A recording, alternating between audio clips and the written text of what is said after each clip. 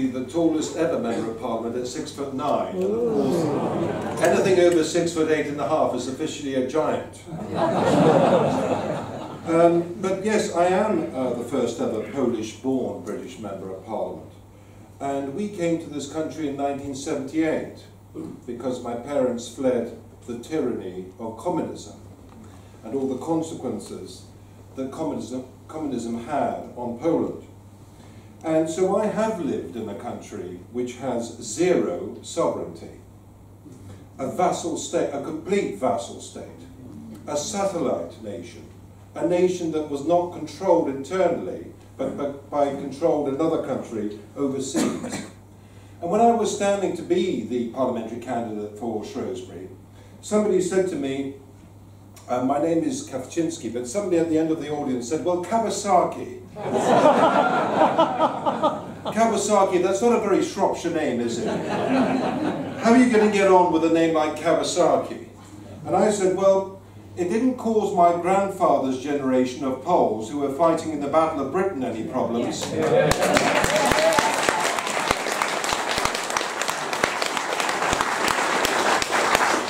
So I hope it doesn't cause me any problems this evening. And they all cheered at that. But you know, there are two films at the moment, and in exchange for me coming to address you here, I would like to ask you to go and have a look at one of them. One of them is called the Hurricane movie, the other one is called the 303 Squadron, and it outlines the unique contribution of Polish fighter pilots to the Battle of Britain.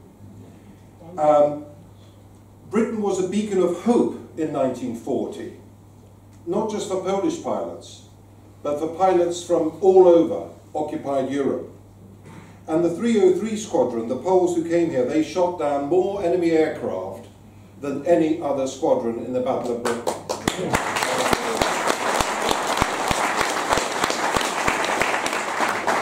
They were, in many ways, kamikaze. Their country had been taken over, their women folk brutalized by the Germans, Warsaw 95% destroyed. They had nothing to lose. And they came here to the United Kingdom to carry on that struggle for freedom. And many of them, along with their British counterparts, gave up their lives in order so that we can have freedom today. And the most important thing in my parliamentary career was an evening at the RAF Club with Lord Tebbit who served along Peter Lilley, and he said something very important. There was an Anglo-Polish dinner at the RAF Club. Half the table were Poles, the other half English. And he said, well, you know, you can replace the planes relatively easily, but you can't replace the pilots. It takes a long time to train up the pilots. And he said that the Royal Air Force and the Luftwaffe were so evenly matched in the summer of 1940 that it was the Poles coming here that tipped the balance to win the Battle of Britain.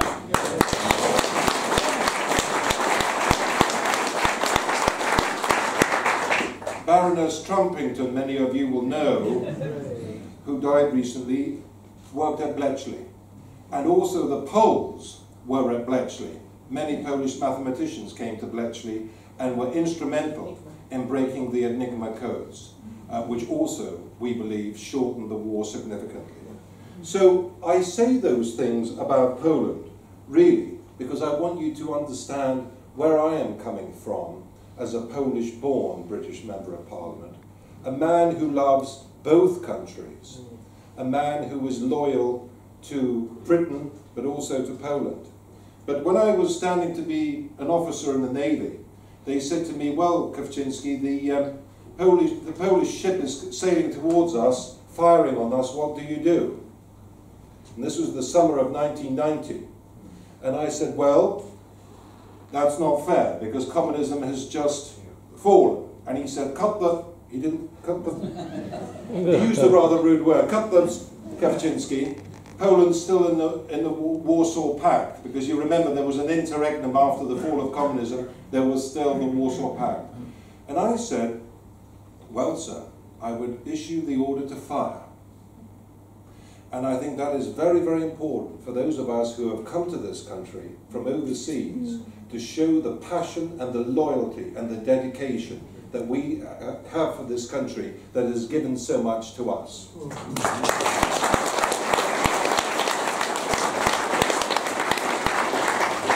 Now again, under very different circumstances, we are a beacon of hope to hundreds of millions of our fellow European citizens across the whole of the continent of Europe. These Eurosceptics who also, like us, have serious reservations about the direction of travel of this organisation and about the loss of sovereignty for their countries.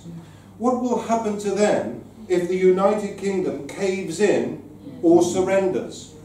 The fifth largest economy in the world, a permanent member of the UN Security Council, a country that has given, according to the House of Commons Library, over £300 billion of your money in net contributions since we joined.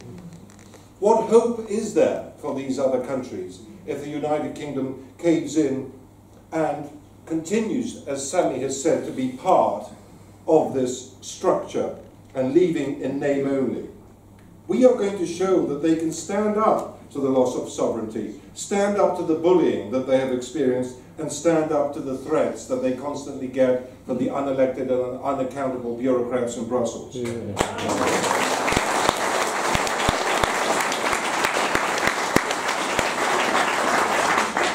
And I go back now. I'm a fluent Polish speaker.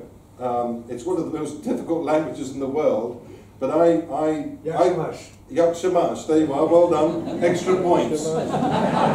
That's how are you in Polish. But I go back to Warsaw more and more, and I'm already meeting with the Eurosceptic caucus in the Polish Parliament. Think about this, a massive net contributor of EU funds, and yet already they have their own cross-party Eurosceptic caucus in the Polish Parliament. And do you know what they say to me? They say to me this: if we had 1.2 billion people in the world who spoke Polish, if we had 58 countries across the world in a Commonwealth that were aligned to us, if 20% of the world spoke Polish, we too would be leaving the European Union.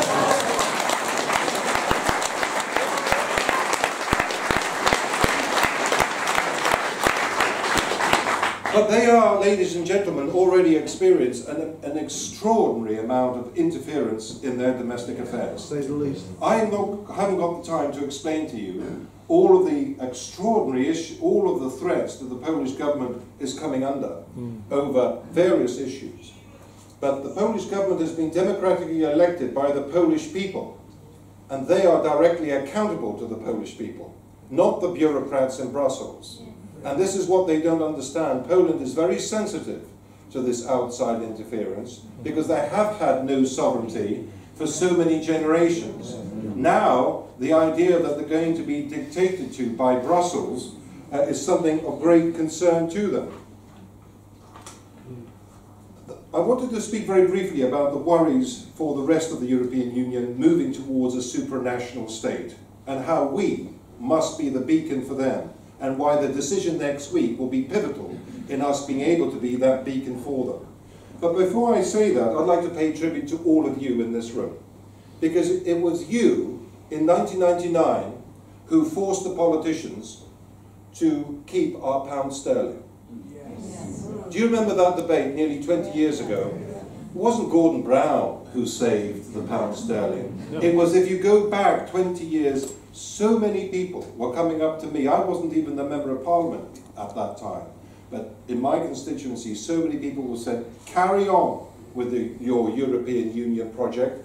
Carry on sending £200 million of our money every week to the European Union. But you're not going to give up our currency. That is a step too far. That is a loss of sovereignty for the United Kingdom, which is moving too far. And we are not going to allow you to ditch our currency. So I pay tribute to you and the Bruges Group and every other organisation that helped that to materialise, because if it hadn't, I'm absolutely convinced that in the referendum that we had 2 years ago, that referendum may have been lost. With Operation Fear or Operation Terror, can you imagine how close the referendum was? There would have been people in our society who would have been petrified. at the prospect of pulling out of the European Union and changing our currency at the same time. It would have been too complicated, too problematic. So the fact that we've kept our currency, one of only two countries with a permanent opt-out from the Eurozone, is absolutely instrumental today in our ability to reject this deal and become a sovereign nation state again.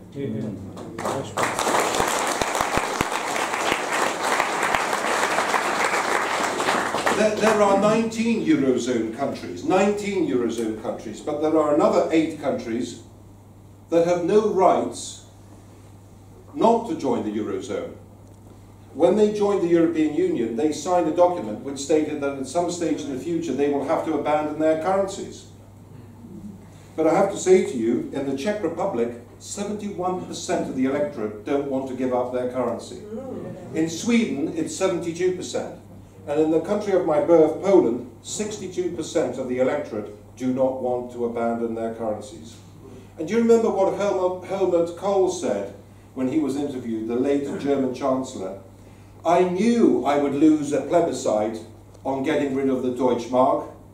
I knew the German people would not tolerate losing the Deutschmark, so we just introduced it anyway. Correct. Yeah. And that has always been the case, that the people don't know what they're doing, and we have to make decisions on their behalf for their betterment.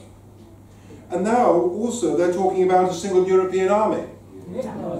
I have to tell you that I take my daughter, Alexis, every year to the Polish-Russian border, to the seaside there, and I say to her, darling, this is the most highly militarized part of Europe, the Polish-Russian border, where NATO meets Russia. If the tit-for-tat military deployments, the missile deployments, continue at the pace that they have done over the last 10 years, this is going to be the European equivalent of the North and South Korean border. The tensions and the difficulties that are now starting to surface with Russia, one cannot begin to underestimate. And yet, ladies and gentlemen, what is it that has kept the peace on the continent of Europe for the last 70 years? NATO, an organization that hasn't lost a square inch of territory since its inception 70 years ago. In the referendum that we had, some constituents came up to me in Shrewsbury and said, well, Mr. Kawczynski, we're going to vote to remain because the European Union has kept the peace on the continent of Europe. I had to sit them down momentarily and explain to them why it was NATO. And the EU army, ladies and gentlemen, and the reason I tell you this is because the situation is so serious. The EU army, at best, will duplicate NATO, and at worst, it will assert the supremacy of NATO on our continent. We've heard already the French president saying that they need to protect themselves against America, a country that has sacrificed hundreds of thousands of men in 2 world wars to liberate that country.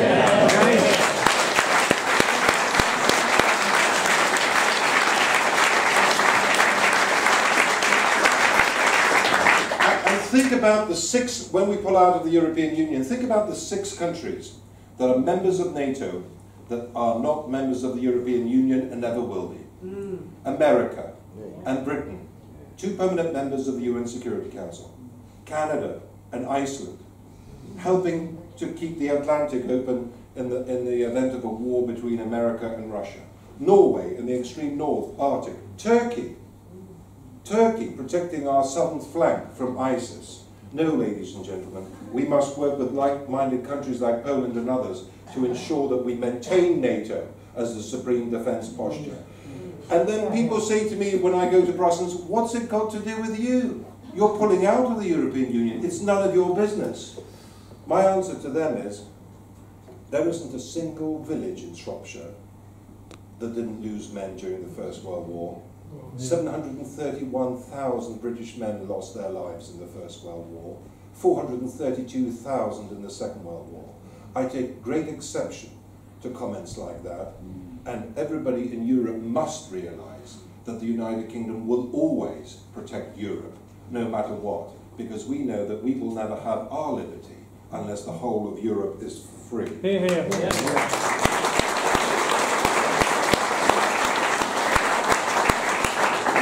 I wouldn't be so worried about them taking over the defence of the continent of Europe if they weren't so efficient in all the other things they were doing. The EU, in my view, I quote this to my constituents, as the opposite of the Midas touch. Anything it touches turns to dust. Look at the catastrophic mismanagement of the situation in Greece. Look at the appalling mismanagement of the refugee crisis from Syria. Look at their inability to deal with the migrant crisis in the Mediterranean, with hundreds of thousands of people coming across and many lives being lost with the smugglers. And look at the Eurozone crisis. Can you imagine, ladies and gentlemen, these people being responsible for the defence of our continent? I shudder at the thought. Now, I'm going to wrap up, but I want to say to you two things why I'm going to vote against this deal. One of them is the Northern Ireland backstop. I've just come from a 2-hour meeting with the Attorney General, who was speaking to us on the floor of the House, and he could not give me sufficient guarantees about our friends in Northern Ireland, that somehow, if we don't secure an agreement with the Europeans, that they will not be used as some sort of sacrifice or some sort of pawn to be somehow trapped away from the United Kingdom. And we questioned him sufficiently. He said that it's a risk, and it's something that we have to consider. It's a risk I'm not prepared to take.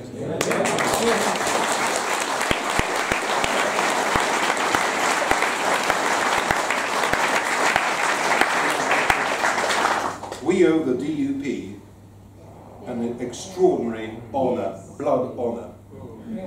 I was reading the other day, Sammy spoke about some of the things that he's been through. I was reading the other day an article about how Arlene Foster's father was shot and had to crawl back onto their farm, all blooded.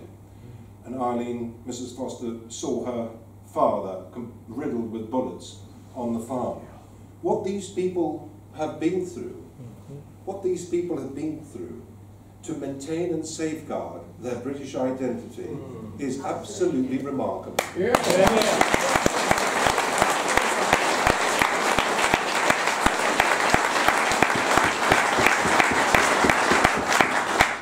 I've never seen, I don't have anything like the experience of Peter Lilley, but I've only been a Member of Parliament for 13 years, but I've never seen, in those 13 years, the amount of raw emotion, genuine concern, and absolute determination from any other members of Parliament than is emanating at the moment from the DUP, with all of their convictions, all of their determination, that their part of the United Kingdom will not somehow be ruled away from the rest of the country. And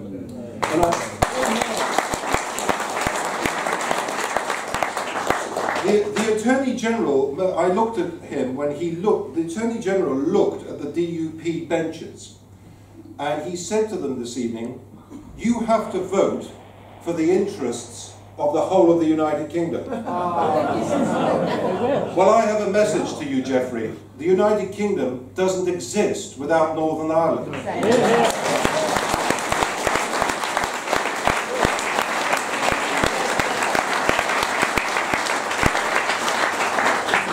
And lastly, ladies and gentlemen, as a Member of Parliament, you see extraordinary difficulties in the constituency that you represent. People think of Shrewsbury as some quiet, and we had the honour of Peter Lilley coming to Shrewsbury the other week and addressing us.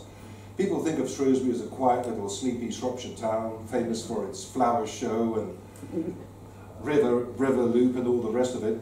I have to say to you, I can take you to schools in my constituency with leaking roofs, poor insulation, where they're making cutbacks to teaching assistants. I can take you to the local Royal Shrewsbury Hospital, where there are people still on trolleys at peak winter times because there are not enough beds for them. And yet we are handing over £200 million of your money every week to an organisation that hasn't had its account signed off for 24 years in a row.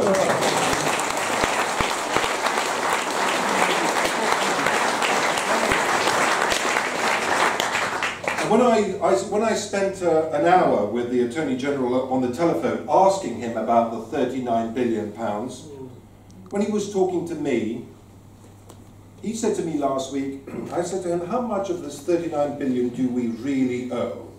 That was my question. That was the question I wanted him to answer as the Attorney General.